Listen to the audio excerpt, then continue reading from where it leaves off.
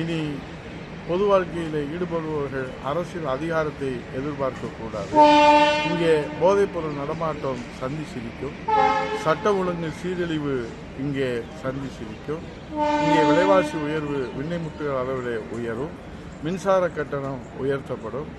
இங்கே பாலியல் வன்கொடுமை தினந்தோறும் நடைபெறும். இங்கே கொலை, கொள்ளை, வழிப்பறி எல்லாம் தினந்தோறும் நடைபெறும். இதை யாரும் கேள்வி கேட்க முடியாது, கேள்வி கேட்கக்கூடாது. இன்றைக்கு தமிழ்நாடு தான் அதிக அளவில் கடன் வாங்கிய முதன்மை மாநிலமாக இருக்கும். அதை யாரும் கேள்வி கேட்கக்கூடாது, கேள்வி கேட்க முடியாது. வெளிநாடு அந்நிய முதலீடுகளை தமிழ்நாடு பின்தங்கி கொண்டே செல்கிறது. மாண்புமிகு எதிர்க்கட்சி தலைவர், வருங்கால முதலமைச்சர் புரட்சித் தலைவர் எடப்பாடி அவர்கள் இங்கே தெளிவாக அறிக்கை கொடுத்திருக்கிறார்கள்.